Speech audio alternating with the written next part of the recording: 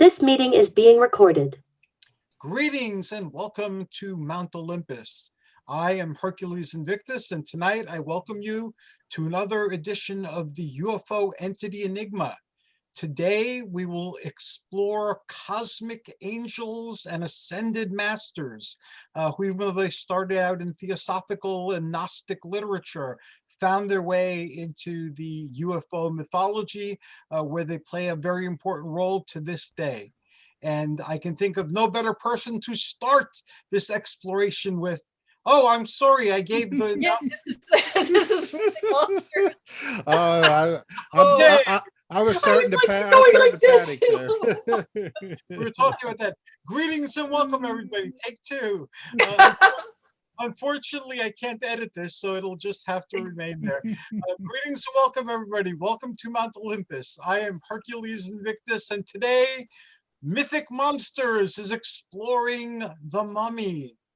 And I could think of no better person to start this inquiry with than the legendary Tim Schwartz. Greetings and welcome, Tim. Hi, Hercules.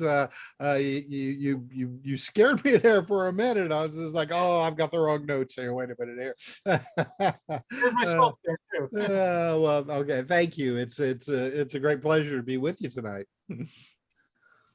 And today you're going to take us into the realm of popular culture, where we can discover where the mummy resides in our collective unconscious. Yeah, I'm honored that I'm leading off tonight's program, and like you said, I'm going to talk about mummies in the way that I think that most people are familiar with them, and that's through pop culture, popular entertainment. The mummy has been portrayed in really all sorts of media, short stories, magazines, books, comic books, film, television, you name it. We have such great movies as Boris Karloff's The Mummy. I mean, we were talking about that before the show started, and then you have others like the wrestling women versus the Aztec mummy. So I mean, we've got quality mummy shows like that. So even though there have been civilizations that produce mummies, throughout history, and did so really as an honor for those who had died, or as a sacrifice, or as a way to convey a message to the gods. Western society, however, took it upon themselves to use mummies really as entertainment, naturally enough through horror stories, but surprisingly also as a romantic vehicle, kind of like the way that vampires in pop culture is being portrayed, in more of a romantic and sexual nature. So the mummy genre has its origins in the 19th century, when Egypt was being colonized, first by France and then later by Victorian Britain. There were public unwrappings of mummies, Egyptian mummies, in a theater, particularly in Piccadilly, that started around 1821.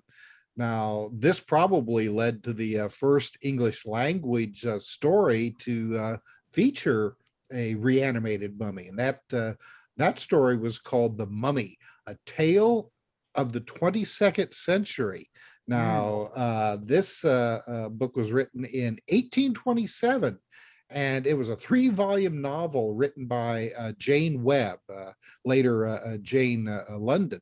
And it concerns the Egyptian mummy Cheops, I hope I'm pronouncing that right, who's brought back to life in the year 2126.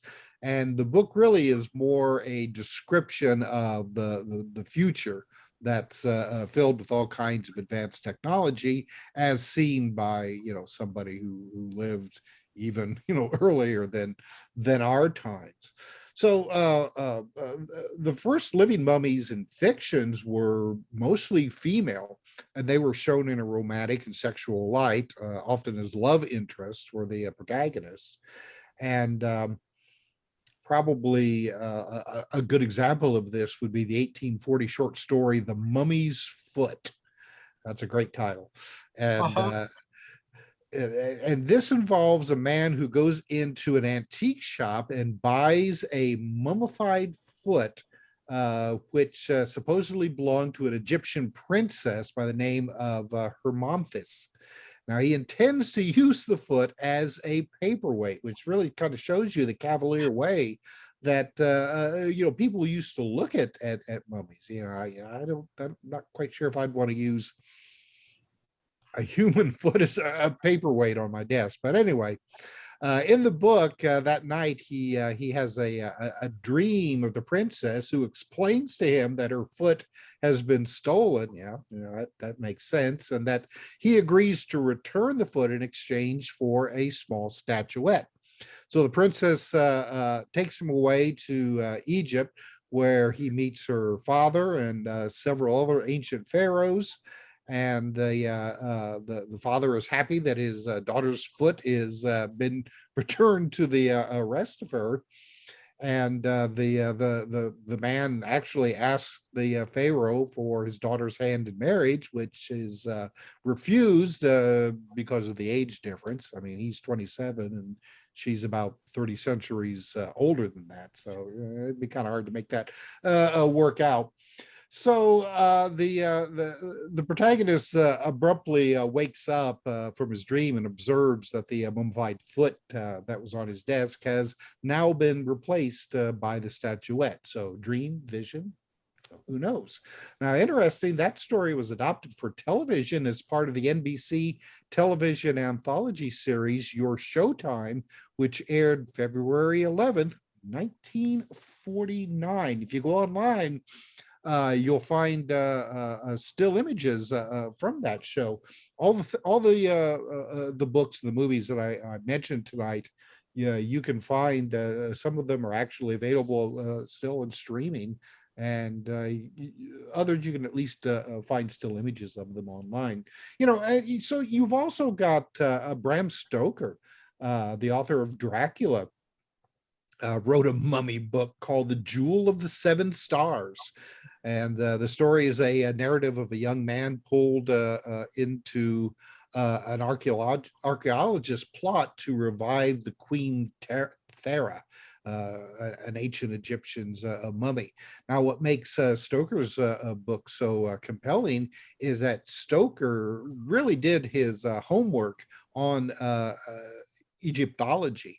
And it can be seen in the detail of the book, especially to historical figures. Egyptian artifacts are described in details.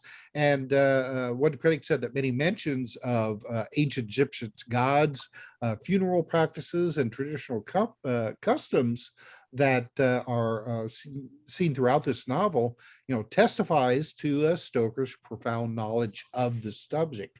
Now, this book has been adopted a number of times for film and television. You've got The Curse of the Mummy, which was made in 1970, which was an episode of the British anthology series Mysteries and Imagination. Then there was a Hammer film in 1971 called Blood from the Mummy's Tomb. Love that title. The Awakening, The Tomb. And then finally in 1998, there was Bram Stoker's Legend of the Mummy. Arthur Conan Doyle, the guy who wrote all of the Sherlock Holmes books, he wrote The Ring of Thoughts. And then there was Iris, a mystery by H.D. Everett, which actually has the protagonist marry a mummy, which takes the form of a beautiful woman. You also have Harry Houdini, also allegedly wrote a story in 1924 called Imprisoned with the Pharaohs. But it actually turned out that the book, the short story was ghostwritten by H.P. Lovecraft. And this story tells the alleged first-person account of Houdini's encounter with a mummified cult in a hidden temple beneath the Great Sphinx of Giza. Now, the first mummy film was called Cleopatra's Tomb, which was directed by the French filmmaker George Méliès. I think I'm pronouncing it Méliès. In 1899. Now, that's the filmmaker that I'm sure you're familiar with his short film called From the Earth to the Moon, which has this great scene where the rocket is launched, or actually it's catapulted out of a cannon to the moon. And you see the face of the moon, an actual man in the moon, and the rocket embeds itself in its eye. That was from the same director who directed the Cleopatra's Tomb. And so this movie supposedly showcased the mummy of Cleopatra, and the mummy was chopped apart and then reconstructed and then revived using camera special effects that were a specialty of that director. But unfortunately, this movie is a lost film, and there's only some still images about that let us know that this film was actually made. So and from the silent era, there was all kinds of Egypt and mummy based films being made, but it wasn't until Howard Carter's 1922 discovery of the tomb of Tutankhamun that started the modern mummy craze, which was the first film was from Universal Studios, same ones that made Frankenstein, Dracula, the Wolfman. And this was the 1932 film The Mummy, starring Boris Karloff as Imhotep, a mummified high priest who is inadvertently brought back to life by the reading of a magical scroll. So posing as a modern Egyptian, Imhotep becomes convinced that his lost love, Ankh-es-en-Aman, has been reincarnated as a woman who bears a striking likeness to his deceased princess.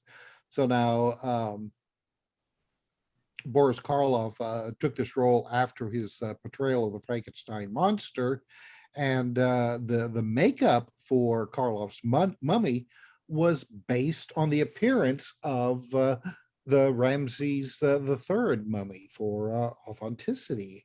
And the interesting thing about this movie is that Karloff is seen as the traditionally wrapped mummy for only a short time during the first 10 minutes of the film, and then the rest of the movie he appears unwrapped and somewhat normal looking, but just kind of old and wrinkly. So the Mummy ended up being another moneymaker for Universal, like Dracula and Frankenstein, but it took another 8 years before the next Mummy film from Universal came up, and that was The Mummy's Hand, which was made in 1940, and it was the first in a reimagined and kind of a dumbed down franchise. It was this film, in fact, that started the whole mummy as a silent, lumbering threat that we know today, kind of almost like a bandage wrapped mummy or a zombie. So even though it took 8 years for Universal to put out another mummy movie, the Mummy as a comedic vehicle was really popular in the 1930s. There was a 1935 short called My Mummy's Arm that starred a pre-Stooges Champoward. We have a minute more, Tim. I'm sorry? We have a minute more. Yep. And so let me just take this down. Yep. So I'll stop here.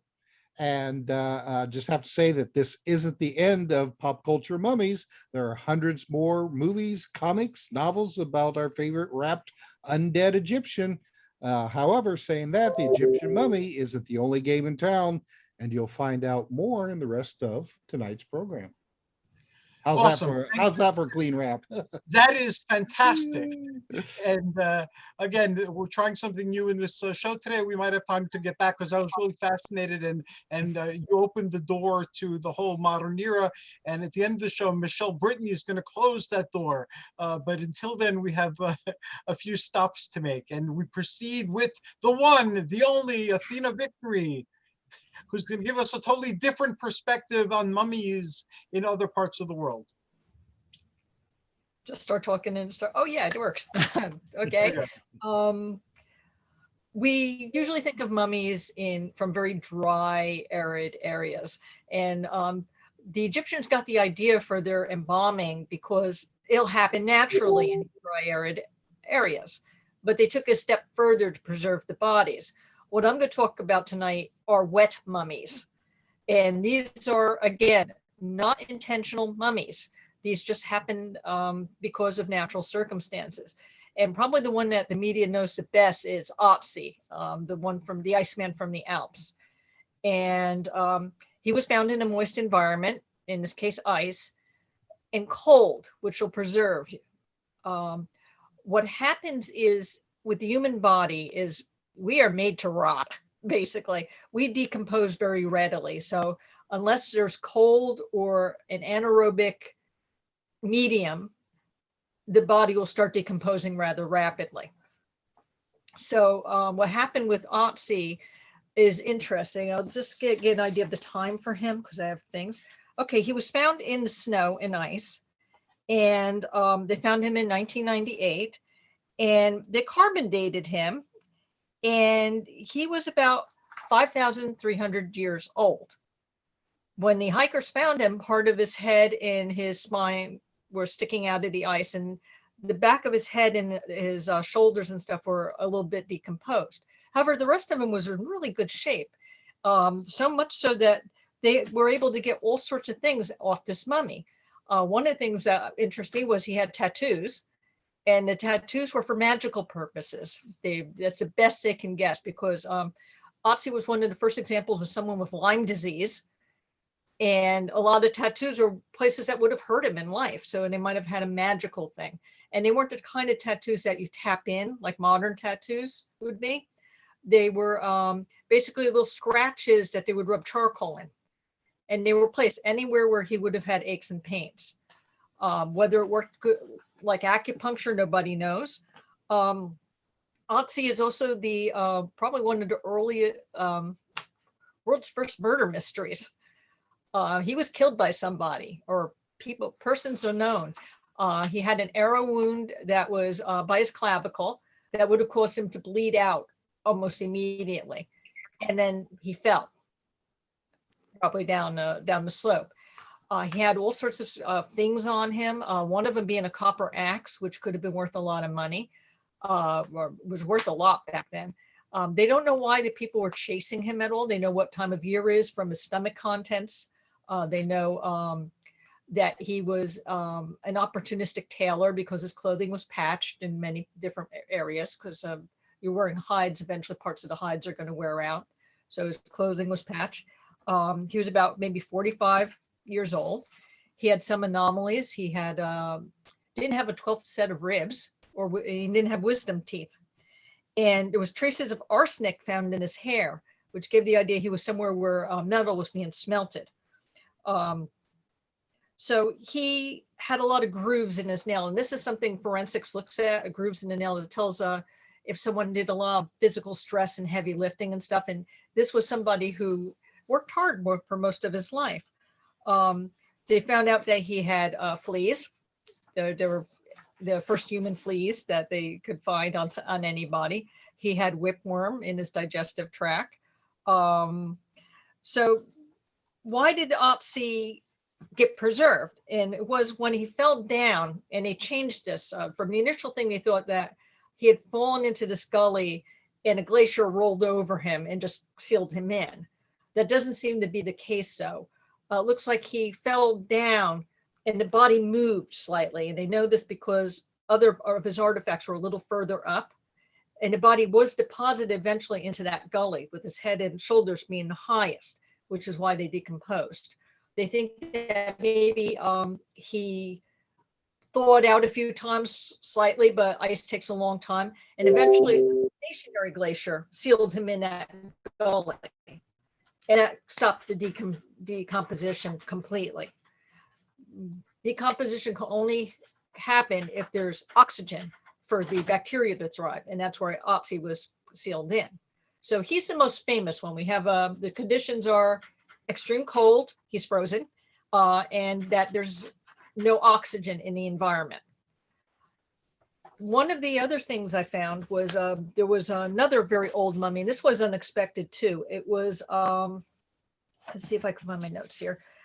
It was a 700-year-old mummy from the Ming Dynasty, and this was found by road workers. And the woman they found was so well preserved, even her clothing, which was silk and cotton, which really should have rotted away years and years ago. They found bones, ceramics, all sorts of things. She looks a lot like the Bog Mummies, which I'll get in later, with having that very kind of rubbery looking skin. What happened with her was her coffin filled up with water. Now, water usually can decompose a body very quickly, especially if it's moving water. This wasn't moving water. Again, you had an anaerobic environment, so she was sealed and preserved. So you can get some really, really old mummies with this. The other thing people are familiar with is you know, the song about the Edmund Fitzgerald. Superior, it said, never gives up its dead. That is true to an extent. If the bodies don't have life jackets on where they will float, they will sink. And Lake Superior is very, very cold. The temperature around the bottom is this kind of a steady 31 degrees at the most. And that's exactly the temperature that if you work in a morticians use to preserve the bodies between viewings. It's a cold environment and there's no oxygen hitting those bodies. What also preserves the bodies in Lake Superior on the bottom, excuse me, oh, my cat's just banging on the door there. I don't know if you can hear it. When the body, you know, when someone dies, the fats of the body come up to the surface, adiposa. And in Lake Superior, it comes up to the surface of the body and it's like this waxy white kind of fats that come to the surface of the skin, and it hardens because of the cold. So the bodies down on the bottom of Lake Superior are kind of in this cocoon of their own fats. And this can be pretty creepy. The crew of the Edmund Fitzgerald are mostly all down there, I believe. And the place is considered a grave site. It's considered holy ground, burial at sea. They don't want people going in there or photographing the dead. There was a ship also in Lake Superior, the Kamloops. I want to make sure I get that right. Let's see, Kamloops, sorry. They were by Island Royal in 1927. And that was one of the ones where the ship went down. Some of the people managed to swim to the shore of the island. They found those bodies. They froze to death, and there were wolves on the island too, and they would have finished off anyone else or could have scavenged the bodies that were already dead. They managed to get some people out of the water. There's one body down there they didn't get. And he was referred to as Old Whitey by divers because he's in the engine room and he's covered in this white thing that you can't really see. And they don't, there's only one picture of Old Whitey and it's obscured because they want to protect his identity. When divers go in there from the flippers, it causes a little bit of a current and he'll kind of follow you around. And it's very eerie. And they also say with the Kamloops, it's his ghost is down there too. They used to call the ghost Grandpa, and they would say they see Grandpa down there doing all his duties. So we have the same guy is Grandpa and Old Whitey, and it's a weird ghost and mummy kind of story that this thing's floating around down there. The other mummy I'll get to that we see that are wet mummies are bog mummies, and these were all found in Denmark in the peat bogs. And the peat bogs did some interesting things. If you ever saw the bog mummies, they look kind of like deflated tires. They have really rubbery skin, or dark colored and everything else. And it's because the acidity of the peat breaks down the bones, the calcium in the bones.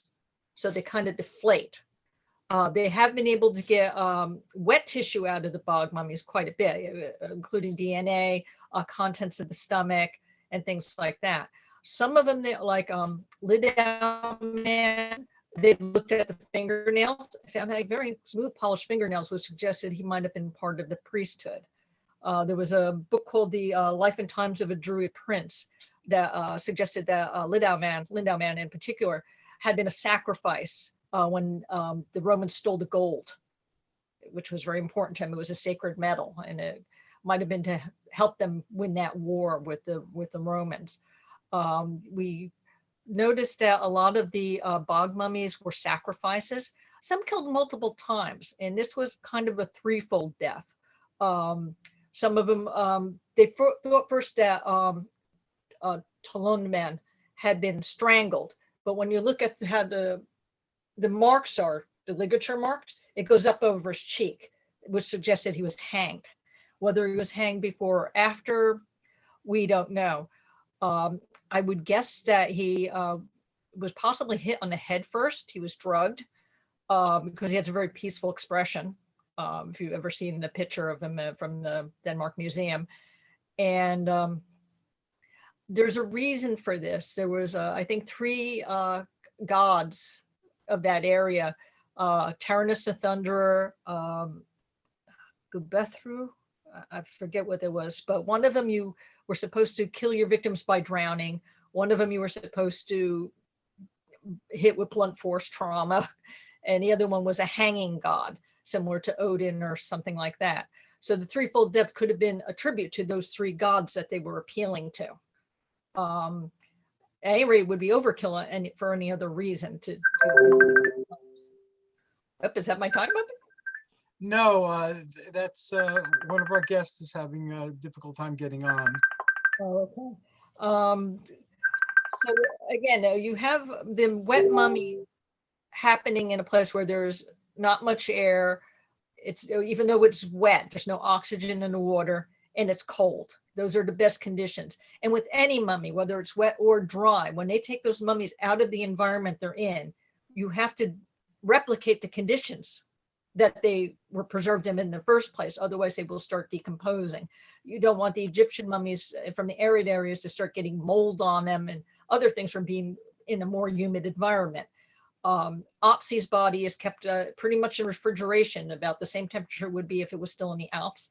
And they make sure they're not introducing bacteria into the environment. Everybody's in like hazmat suits and everything else to try to handle these things. Not one of them has moved a finger since death, except maybe old Whitey, who's floating around down there still. I did find it very fascinating with the mummies, especially from shipwrecks. The people did ask a few questions about them, like, what about the Titanic? And the answer for the Titanic is simple: there are no bodies.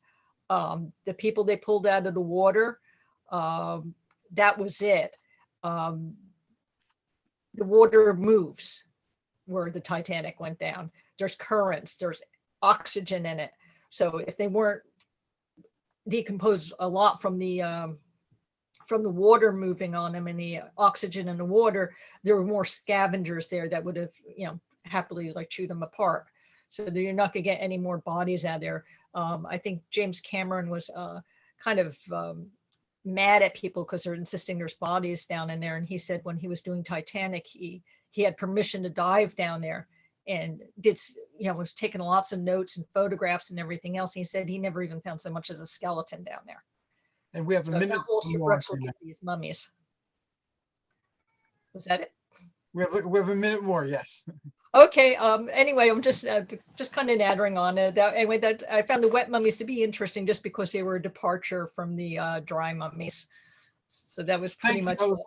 Awesome. And like with Tim, I'm learning as we're doing this. Number one, make sure I'm announcing the right show. And number two, next time we do a Mythic Monsters, book less people so I can give everybody another 5 minutes, because I feel bad having to cut you guys off in as part of your presentation. It's so fascinating what you're talking about. And I'm sorry I'm stammering through this because Selena is banging on that door. So as soon as I'm off, I'm going to go get her.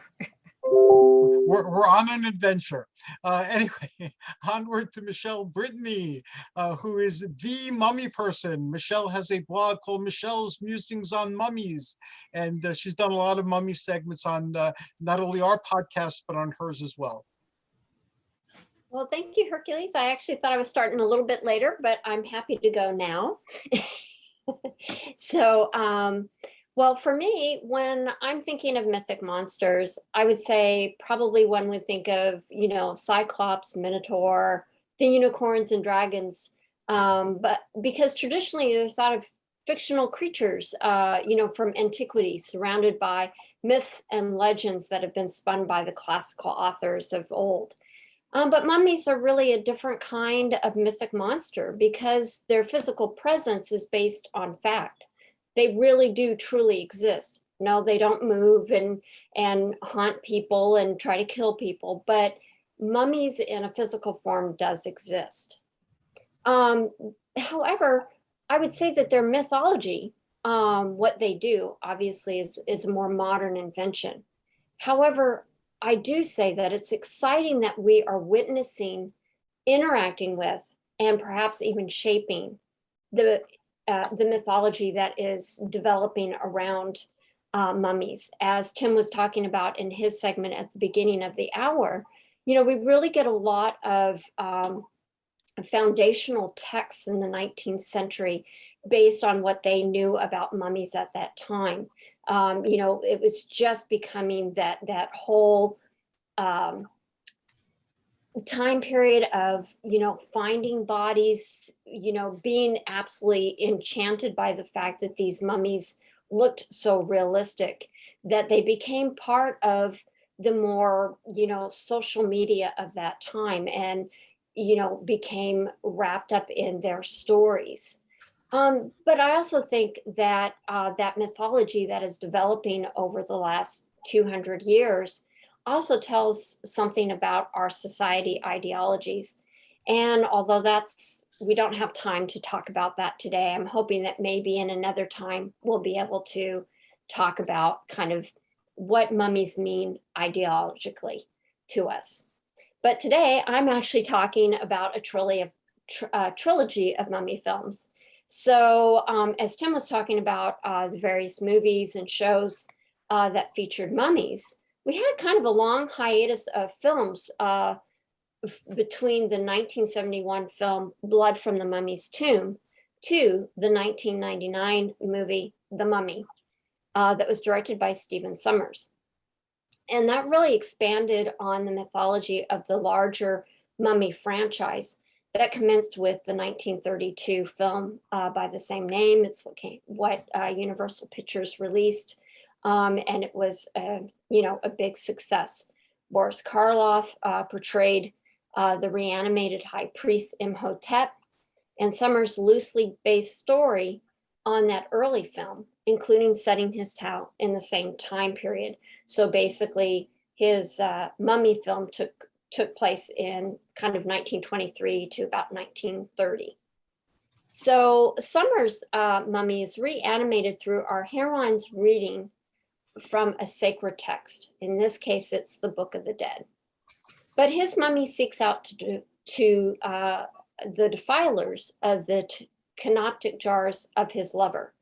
And when he finds them, he sucks the life out of them and in order to rejuvenate his body. And this is one of the ways in which the idea of the mythology of how the mummy can kind of regenerate himself and be able to function in the world. For our mummy in 1999, he actually has really extraordinary powers. He's able to call the 10 plagues back to Egypt. He's able to stir up a sandstorm with his face all over it. And he's able to summon an army of mummified priests to occupy the hero while Imhotep tries to bring his lover back to life unsuccessfully. Instead, what happens is Imhotep is made mortal, which is interesting, that a reanimated mummy is immortal, and yet somehow he's able to be made mortal again. And that's through the reading from the Book of Amun-Ra, or the Book of Life. So our hero is mortally wounded and he returns to a mummified state. Our hero and heroine rides off into the sunrise, and it's a perfect ending for a sequel. So in The Mummy Returns in 2001, our same hero and heroine and their 8-year-old son are back, and this time they have to fight a reanimated, resuscitated Imhotep, who's been reanimated this time by his lover.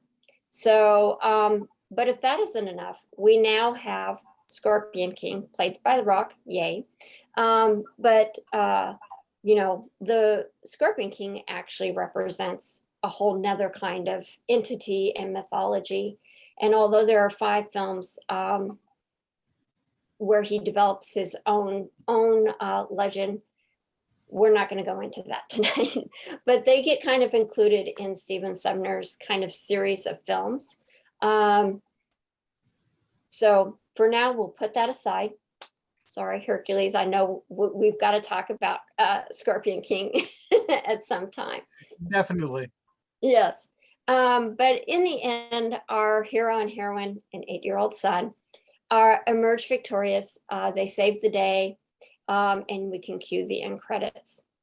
So what's interesting is that after 7 real years and about 13 movie years, we get a 3rd film, and it's called The Mummy: Tomb of the Dragon Emperor. And this arrived in the theaters in, I think it was 2009. And at this time, our intrepid trio have to face a different mummy. This mummy is the Dragon Emperor, and he is an ancient warlord of China who seeks immortality during his lifetime and finds it by being mummified alive amongst real Qin Emperor's terracotta soldiers. So if you remember those images of the terracotta soldiers, the Dragon Emperor's soldiers are amongst those terracotta army.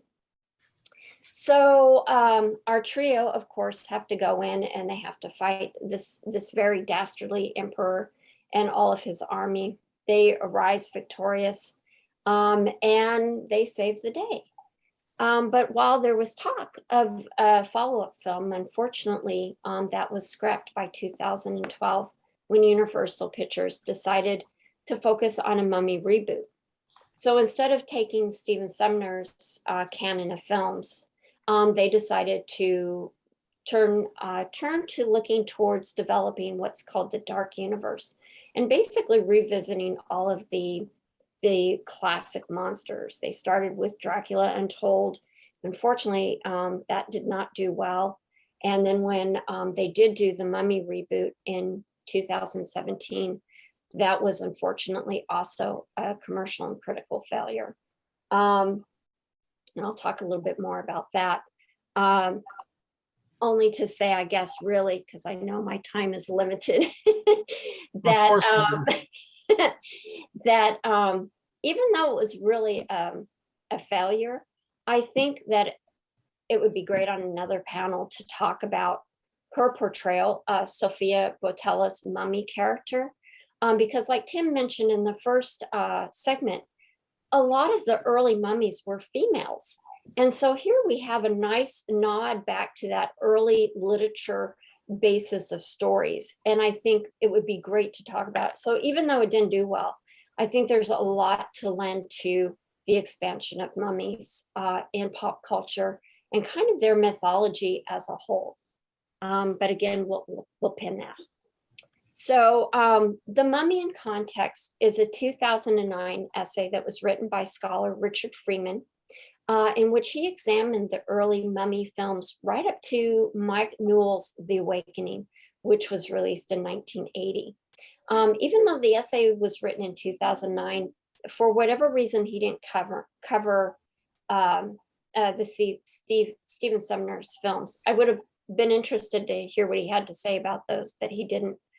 But in the essay, he does spend a lot of time walking through the mythology that developed in the 19th century. And thankfully, Tim gave a lot of that context for us already.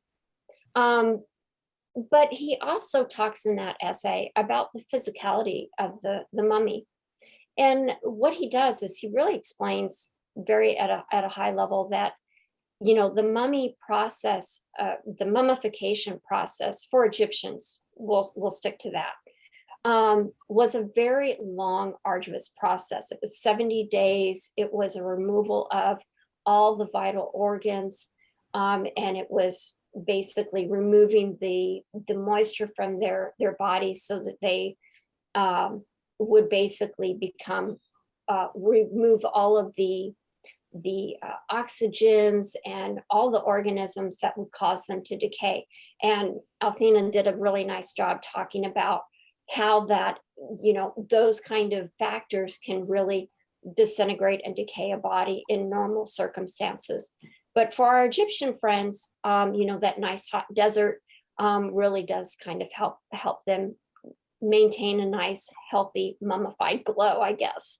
So storytellers really had to kind of grapple with that as we got to know more about the mummies and through our scientific discoveries. Storytellers had to deal with, well, you can't really have a mummified body walking around that doesn't have its, you know, vital organs and be able to be functioning. And you know, Sir Arthur Conan Doyle, you know, he kind of touches on that by his short story Lot 249, in which the mummy is basically revived through leaves, and he's basically manipulated by another person through sacred texts. So there is some of that, and there is some kind of understanding that through their own devices, they really couldn't, you know, run around on their own. So what Sumner's does in his story is that he really goes back to the 1932 film. And in the 1932 film, Karl Friend, the director, basically portrays Karloff's mummy as being wrapped and buried alive. So Sumner does that too. His vital organs are intact. They haven't been removed. So essentially, he's got an intact body and he's ready to go. But unlike Karloff, who remains kind of tall, gaunt, almost skeletal through the entire film. If you look at his composure, he's sort of hunched. You have that vision of his shoulder blades kind of almost pushing through his cloth. So unlike that portrayal, Sumner's Imhotep, he is able to regenerate. He rejuvenates his body by sucking the life out of these various victims, and he becomes fully flesh. He becomes very total, you know, as though he was in his lifetime. You know, he's not been revived through taro leaves. He has been revived through a sacred text, but he hasn't been electrified like Edgar Allan Poe's story. A Few Words with a Mummy, I think was the title. Tim, correct me if I'm wrong. I'm kind of going off the dome there.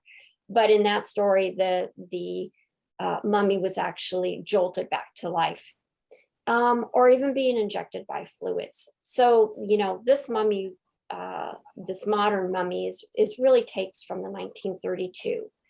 Part of the mythology of the mummy that we also get to see in these films is their motivation.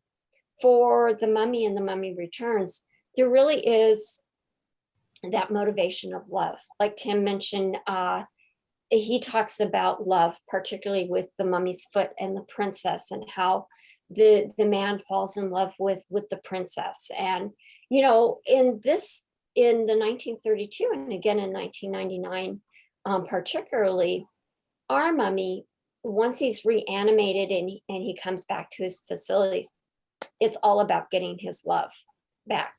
And so, you know, in Sumner's story, Michelle. Okay, great. I'm almost at the end, so we're good. So for Sumner's mummy, he, you know, his whole motivation through the film is to, you know, get the canoptic jars, get the book, and get the sacrifice and get back to the temple and be able to raise his love from the dead. Now, unfortunately, he's unable to do that. And we get aspects into why that doesn't succeed. You know, basically, he gets foiled. But some of the other interesting aspects of the 1999 film is the fact that we get to explore the mummy with phenomenal powers. This mummy is able to call plagues. He's able to call, you know, he's able to manipulate the weather and things like that. We also get a little more development into what drives him. Obviously love, but we also get a little bit more of what he was like in his own lifetime when he was actually alive. These are very similar to the 1932, but I would say that what the 1999 version does is it brings it to life for a whole brand new audience that might not be familiar with that film. So I encourage everybody to see the 1932 and to see these trilogy of films and definitely come back and hear us discuss about them even more in future programs. Thank you very much. I'm looking forward to that, especially the Scorpion King part. In addition to the 5 movies, there were lots of video games and books and all sorts of other media that expanded that legend, rendering it totally contradictory and confusing, but still lots of fun. And very entertaining, yes. Yeah. And now our next guest, Kirki, as we'd call her in Greek. In English, Circe the Enchantress, who's going to teach us about weird folklore on mummies throughout the world. Greetings and welcome, Circe. How are you? Good, very good. I'm going to have to apologize. I'm going to be rushing out after my segment because I have a show to go to. Okay. But I'll start off with the Egyptians because that's my first field of study. As an anthropologist, I studied Egyptology as my first field. And as Michelle pointed out, yes, it takes 70 days to do mummification. Mummification comes from the Latin word mumia. And it actually was found in Egypt by accident. Prior to the 18th dynasty, accidentally people would dry out and they would find that it preserved their body very well. So during the 18th to the 20th dynasty, the New Kingdom era, they believed that the better preserved your body was, the better and more immortal you would become. So the pharaohs, of course, had to have this done by experts because they wanted to preserve their life here into their afterlife so that they would have immortality forever. And I'll go into that a little bit more depth. So as a mummy, you are the home for your soul and spirit. And there were 3 parts to you. You had your ka, which is your double, and that would stay in the burial to enjoy all of the stuff that people had brought for you, your gold, your food, your horses, or camels, or whatever you had there, your birds, anything you had there. And if you didn't have your ka, you would be in eternal damnation. And so if the embalming process didn't go right and your body started to decay, your ka would damn you. And therefore it would be not a good thing. And most pharaohs would hate that. Then you have your ba. Your ba is your soul, and that is free to roam and free to travel. So, and it would return every night or every day rather, and go back into your mummified body. And then every night it would go out again, and then every day it would return. Then you have your ak, which is your spirit, and that traveled to the underworld. And it would stay down there traveling to the underworld, going through the judgment and everything like that. And during the mummification process, there were 4 canopic jars. They would take the liver, the lungs, the stomach, and the intestine, both small and large intestines. Everything else was liquefied or pulled out. Like, so the brain was mashed up inside and pulled out. And then your body was dried out. For the dehydration process took 40 days. and it was in a salt called natron, I believe. And it dried out the body, and then they would spend the days wrapping and stuffing you with herbs and different types of things to keep your body from decomposing. The heart was left in, and the heart is the subject that would be judged. So whatever you did in your life, your heart would be weighed, and Thoth would sit there with the two scales, and he would take a feather from Mot and your heart in the other scale. And if the scales weren't even, that meant you were a sinner. And then Amit would come and eat your heart, and therefore you couldn't return back to your mummified body. Or Osiris, the judge, would hear your case, and if you had a good case, he would say, okay, they can go and have a good life in an afterlife. And then your family would rejoice, oh, they were accepted into the afterlife. So it's actually, so these beliefs were mixed with the gods too. So they had a very tremendous belief in this afterlife. So their whole life was spent preparing for death. They would always collect things. They would amass great fortunes because they believed all of that stuff would be available to them in their afterlife, and they would live with that. During the ceremony, a priest would have a special tool, and he would open different parts of the mummy so that you would be ready for your eternal life. And one of the most important ones was opening of the mouth, which prepared you to eat and speak and do everything in your afterlife, because that was very necessary for these mummies. Now, going into some mythological rhetoric,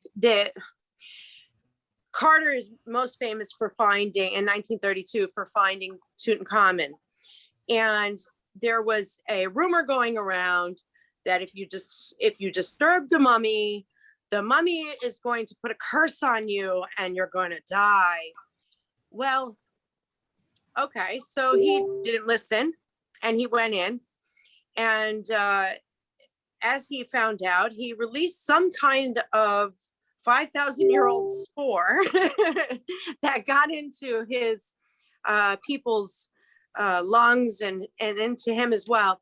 One died pretty soon afterwards, and then there was kind of misfortunes that happened to his party and stuff. So the legend kind of took hold, and I believe a lot of the ideology that we have about mummies cursing us, it comes from that. And then so they come up with ideas on how to defeat these mummies, where you could recite a spell and then put them to sleep so that they can't bother you, or you can burn them because they're very dehydrated, so they're very flammable, so burn them up. And then from the movie The Mummy, we get keep the cat around you, because they're walking between the dead world and the living world, so the cat will protect you from that portal. So a lot of these Egyptian were fascinated by Egyptology and Egyptian mummies because they were so well done. They took great detail. They used glass eyes to put in for the eyes whenever they were mummifying people.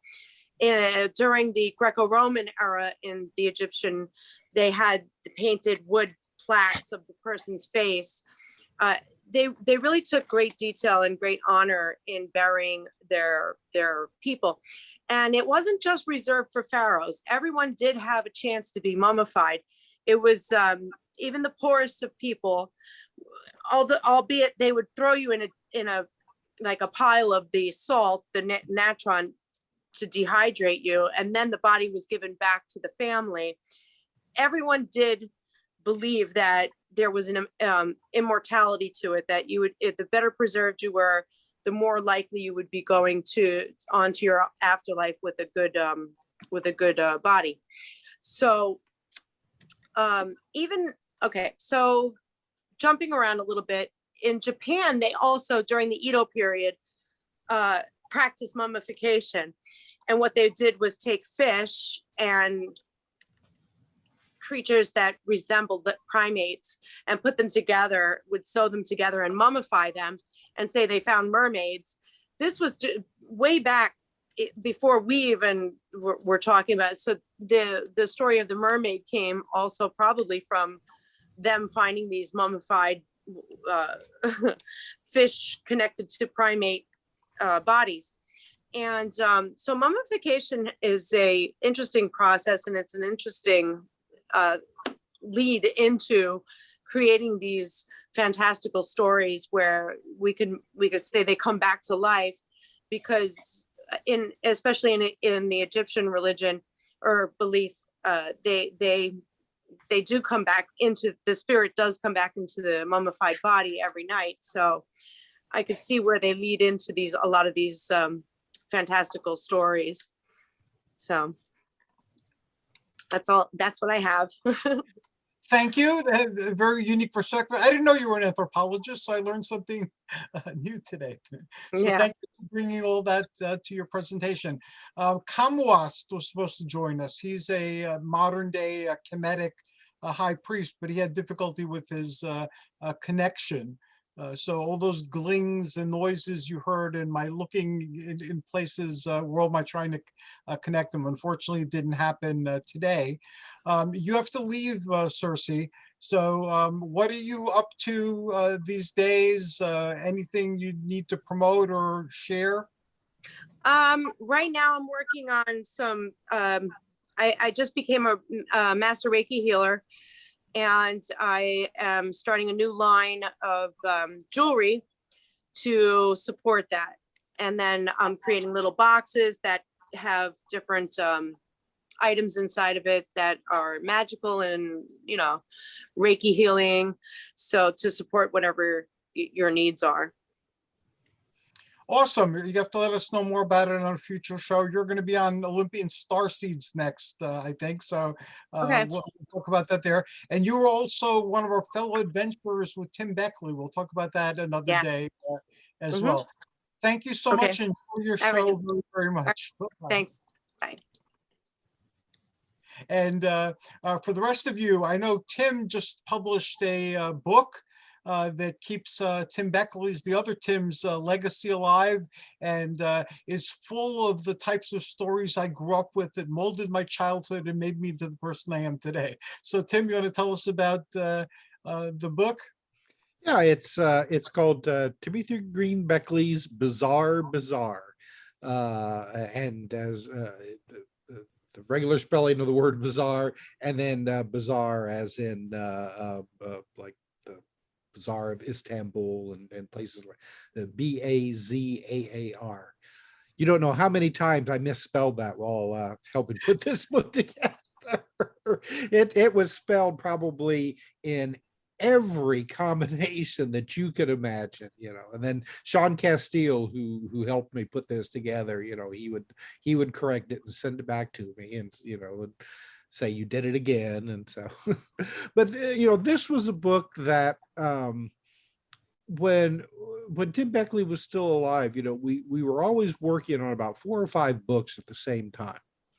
So this was one that we were in the process of working on, and the one that was the most complete when Tim Beckley died was Dulcie Warriors, which we put out. We were able to get finished and put out a couple of months ago. So in between, we've been working on getting a Bizarre Bazaar finished and put together, and these are stories from Tim Beckley's personal files. Some of them are book reviews from other Beckley books that were on put up on his website, Spectral Vision. But the others are some of his favorite stories from his personal files that he had made available to us. And we Sean Castile and myself were finally able to get it all together, and it was just published last week. That's how new it is. So now it's out both as a print and as a Kindle book on Amazon.com. And I look forward to reading it. The cover looks phenomenally awesome. It looks like you're walking down Coney Island and you see the posters to get into the sideshow, and then it like draws you right in. That's what I was trying to go for. You succeeded with it. And if I'd love to interview you about the book too. So if you could find some time, we could schedule that, and Sure. we could explore more about the book. Athena and I are playing with different things that we're going to be doing. Athena's my wife, for those of you who don't know. And do you want to share any of our ideas for things that we're contemplating, or you want to just not share them? Not ready to talk about Not anything. ready. Okay. I was having enough trouble tonight, as if you can tell. Okay. So Off two of camera your being pulled by the surprises. dog. I will share one of them. What do you call it? I started interviewing people for Olympian starseeds, and Cersei is going to be the next person. And this is kind of like the next step in my ancient Greeks in outer space thing that I've been on forever. So the Olympian Starseeds Initiative is talking to other people who are either Greek or were Greek or are Greeks from outer space. And I'm interviewing everybody. And although we don't see it the same way, there is a bunch of people, a handful at this point I found, who believe that they're ancient Greeks from outer space. So that's an exploration of this phenomenon. I found a couple of authors. Von Daniken hasn't answered me. He wrote a book about it, but the other people seem pretty interested. So that's going to be a new adventure that's started already, and I'll be expanding it very soon. And last but not least, Michelle Brittany, a scholar from the edge of time, a muser on mummies, and a very prolific writer. And please share what's coming up with you. Well, sure. I actually just finished up an essay. I work in a lot of different arenas in pop culture, as well as the horror genre. And so I've just completed an essay. It's been submitted to a book that should be releasing soon. I think it's called A Vindication of Mary Wollstonecraft Shelley. And basically my essay talks about Bernie Wrightson's Frankenstein illustrations that he did for her as an accompaniment to her book. He actually did the illustrations back in about the mid 70s to the early 1980s, and they were originally published by Marvel Comics, and then they've been republished a few times. And of course, we lost Bernie back in, I think it was 2017. And when this call came up, I was like, this is great, because I love those illustrations, and it gave me an opportunity to write about them. So that's coming up soon. I've also got a call for papers. I'm also an editor. So I'm also doing a call for papers on the Highlander franchise. So movies, comics, video games, the television series, the Raven series. I'm looking at everything and hoping to get a good response. That's actually open through May 31st. So if people want to contact me, they can do that through mcbrittany@gmail.com. And I can give them more information. They can also go to my website, michellebrittany.com, and they can see the CFP there. When we're not over at Scholars from the Edge of Time with my co-host Nicholas Dyack, who's also very prolific, more than I am. He's also more extroverted than I am. We also work together on a podcast called HP Lovecast, where we look at the derivative literature of H.P. Lovecraft. So we talk about pretty much post Lovecraft, though we do hope to get into kind of the influences of Lovecraft down the road. But we look at mostly that. We do a podcast a couple of times a month.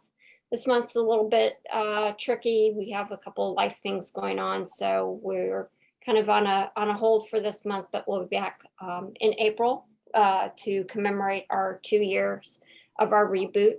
This is kind of a long-standing podcast that we've had since about 2015 or 16, I think. So we kind of rebooted during the pandemic.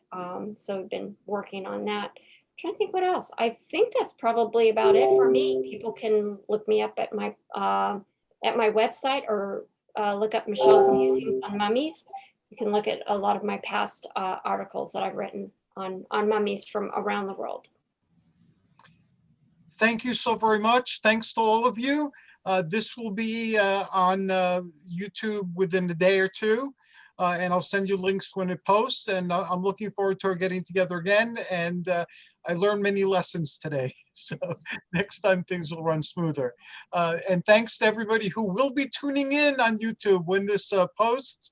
Until next time, this is us wishing you joyous journeys and amazing adventures. Thanks again.